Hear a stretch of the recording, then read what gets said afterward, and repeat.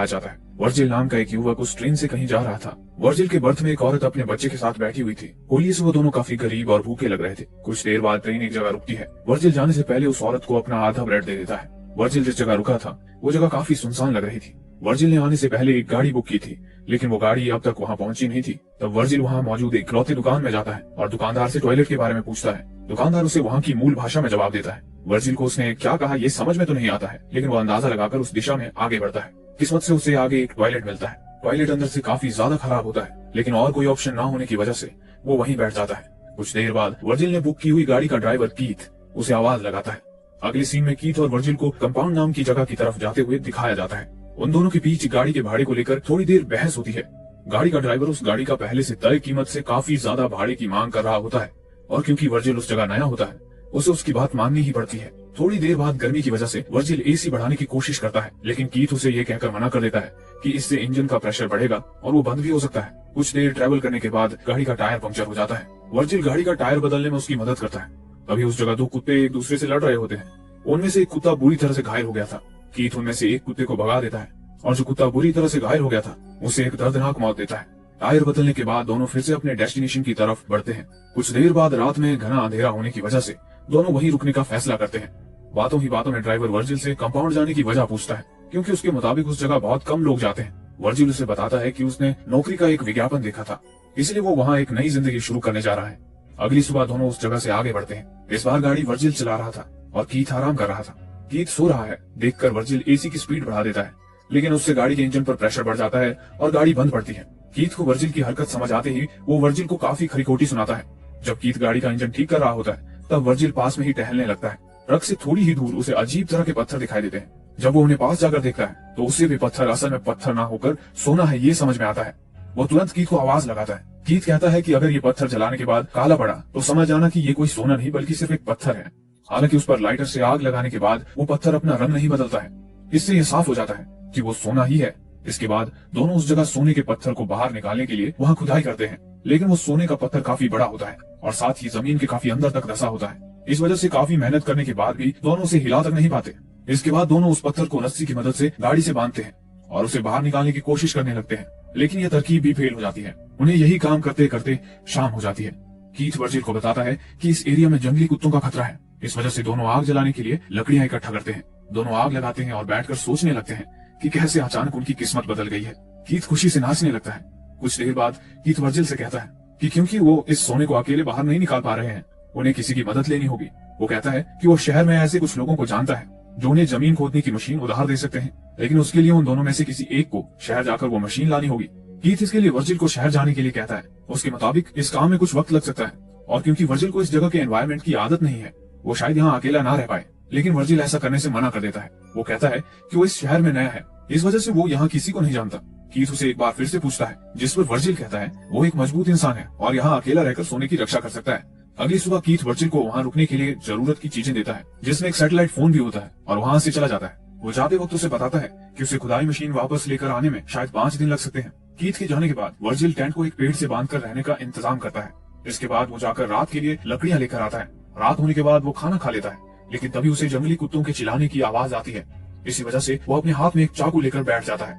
अगली सुबह जब उसकी आंख खुलती है तो वो काफी थका हुआ महसूस कर रहा था। वो अपना पेट साफ करने जाता है। तशरीफ धोने के लिए पानी कम है ये सोच ही रहा होता है कि तभी उसका फोन बजता है। वो तशरीफ धोए बिना ही फोन उठाने चला जाता है, लेकिन इससे पहले कि वो फोन उठा पाए फोन कट जाता है। हताश वर्जिल मन बहलाने के लिए इधर उधर टहलने लगता है।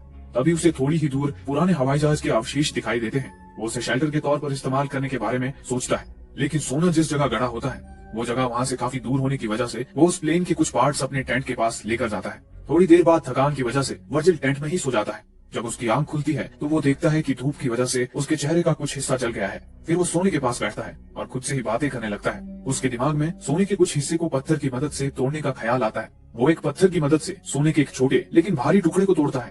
तभी उसे कीथ का कॉल आता है। कीथ उसे बताता है कि गाड़ी के इंजन में थोड़ी गड़बड़ी आ गई है, इस वजह से उसे खुदाई की मशीन लाने में थोड़ी देरी हो सकती है। वर्जिल कीथ को बताता है कि उसे सोने के एक हिस्से को तोड़ने में कामयाबी हासिल हुई है। कीथ उसे उसी जगह सोने की रक्षा करते हुए रुकने के लिए कहता है। वो कहता है कि वो जितनी जल्दी हो सके उतनी जल्दी वहाँ पहुँचेगा। रात में वर्जिल सोने के नजदीक ही आग लगाकर बैठ जाता है।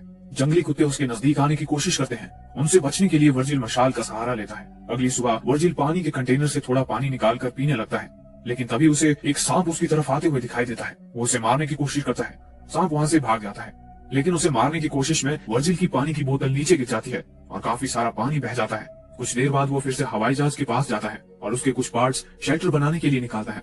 उसी वक्त उसे कोई अजनबी उसकी दिशा में आते हुए दिखाई देता है। वो उससे छुपने के लिए विमान के अंदर घुस जाता है।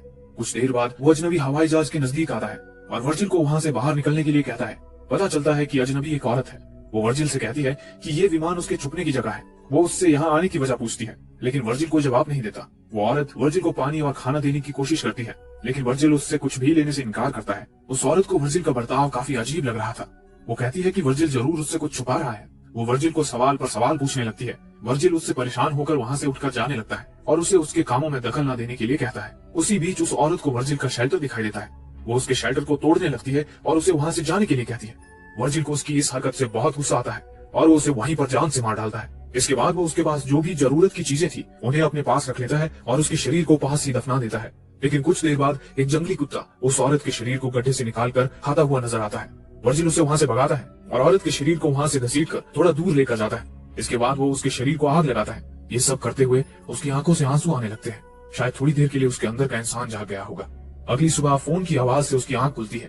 कीथ उसे कहता है कि उसे खुदाई मशीन मिल चुकी है, लेकिन उस मशीन का वजन ज्यादा होने की वजह से उसे आने में थोड़ा वक्त लगेगा। वर्जिल ये सुनकर रोने लगता है। कीथ उसका हौसला बढ़ाता है और कुछ वक्त के लिए इंतजार करने के लिए कहता है।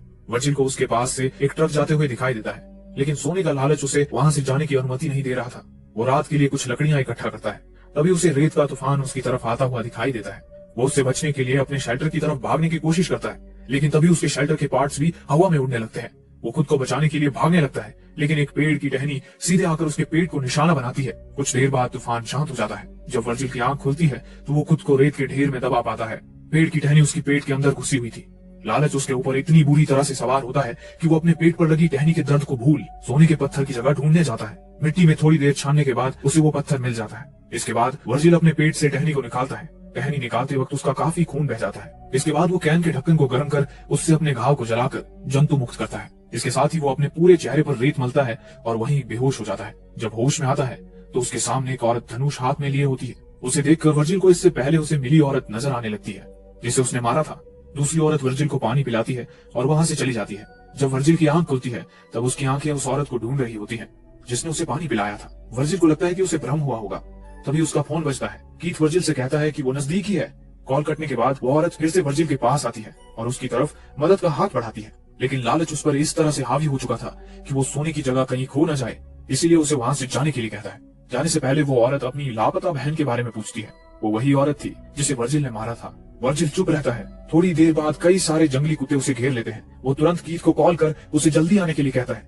कीथ कहता है कि वो बस पहुंचने ही वाला है। वर्जिल जल्दी आने की भीख मांगकर रोने लगता है। अगले सीन में पता चलता है कि कीथ उसके नजदीक ही बैठा उस पर नजर रखे हुए था। थोड़ी ही देर में जंगली कुत्ते वर्जिल की बोटियां चबाने लगते हैं और वर्जिल बस अपने सोने की तरफ नजर गड़ाए हुए रखता है। कीथ ये सब देख रहा होता है। जंगली कुत्तों के वर्जिल को मारने के बाद वो अपने ट्रक के साथ वहां आता है। उसके ट्रक के पीछे खुदाई मशीन भी होती है।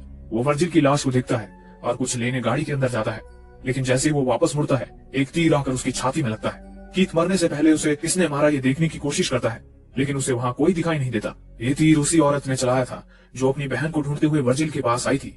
उसे वर्जिल की हरकतें देखकर उस पर शक हो गया था और वो दूर से उस पर नजर रख रही थी। इसी से उसको वहां गड़े सोने के बारे में भी पता चल गया और उसने मौका देखकर आखिरी समय में कीथ को उसके कर्मों की सजा दे